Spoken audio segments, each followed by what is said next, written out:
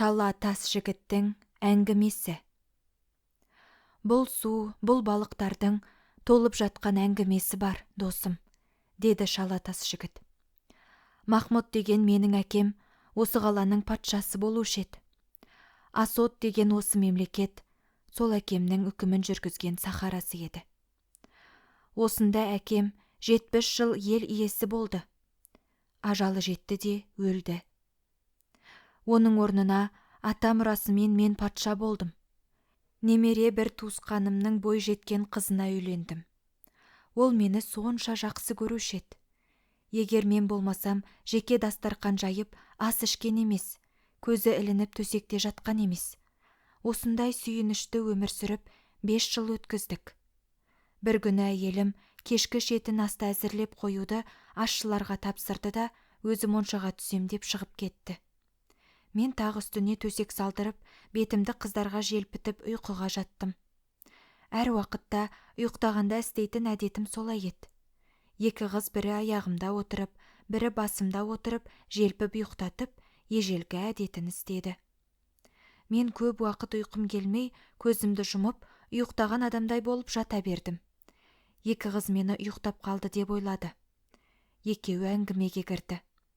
Бірі: жігіттің сұлтаны біздің қожайындай-ақ болар. Осы сияқты жігіт аяғының желі бар әйелге душар болыпты. Қанша арманы жоқ кісі болса да, бір жағынан болмашы бір кемшілік артылып жатады екен, деді. Екінші біреуі: рас айтасың, бұл қатын мына жігітке лайық емес-ақ. Түн болса, әлдегімнің қатыны болып, ел кезумен шығады. Көрмейсің бе қаңғырып кеткенін, деді. Сөз бастаған қыз: бұл кісі неге тексермейді екен? Бұл қайдан білсін? Екінші қыз: кеш болса арақ ішетін бұлардың әдеті. Ол қатын бұған арақ құйғанда ішіне дәрі қосып береді. Дәрі есін алып, шала жансар өлік болып қалады. Әбден ісін бітіріп келген соң еш жиятын дәрі береді. Оның қайда барып, қайда келгенін білмейді ғой бұл байғұс, деді әлгі қыз. Мен қыздардың ол сөзіне сене алмадым. Қатын моншадан қайтты. Дастарқан жайылып, ас әзір болды. Бір кесе арақты өзі ішті де, екінші кесені маған ұсынды әйелім.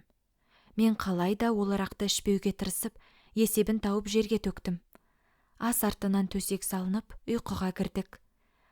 Қатын ұйқыға бір кетсем, қайтып тұрмастаймын деп ойлады. Мен де ұйықтаған кісі тәрізденіп жаттым. Бір мезгілде қатын басын көтеріп тұрды да, үлде мен бүлдеге оранып киінді. Бет-аузын бояп, әтір май құйынды да үйден шықты. Мен де киініп, сездірмей артына түстім. Қатын шыққан бетімен жүріп отырып, қала шетіндегі сарайға келді. Оның ішінде бір үй бар екен. Соған келіп кірді. Мен үйдің төбесіне шықтым да, бір тесік тауып төменге қарадым. Үй ішінде қазанның түп күйесіндей қара құл тұрады екен. Соған келді де, қатын қол қусырып амандасты. Құл ашу кернеген пішінмен оның сөзін елемеді. Жалынған пішінмен жерге қарап үңілді де, қалды қатыным. Бір кезде құл басын көтеріп, қатынға қарап: құры, көзіме көрінбей. Сен болмасаң, тағы бір жәлепті тапқан болар едім. Осында тұрған құлдардың бәрінің де жүрген әйелдері келіп, сайрандап кетті. Сен итті күте-күте, 2 көзім 4 болып мен қалдым. Енді саған бұл жерден орын жоқ, деп зекіп, маңына жолатарлық болмады.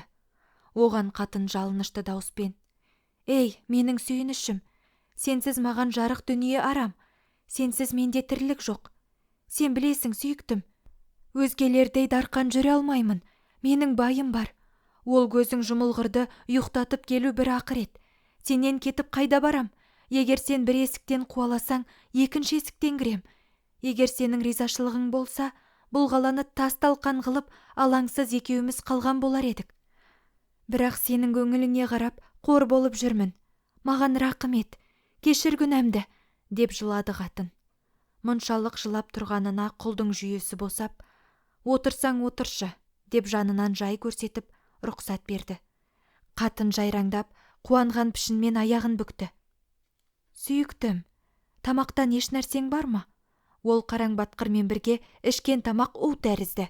Ас ішкендей болмаймын, деді қатын. Құл масаттанып: Ар жағыңда қыш кеседе тышқанның пісірген еті мен ішкен арақтың сарқыны тұр, деді. Қатын сыпырып сиырып ішіп жеп, үстіндегі киімін шешті. Төселген бұйраның үстіне жатып, құрым киізді жамылды да, құлды құшақтап ұйқыға кірді. Мен төбеден түстімде, қылышты жалаң ұстап үйге кірдім.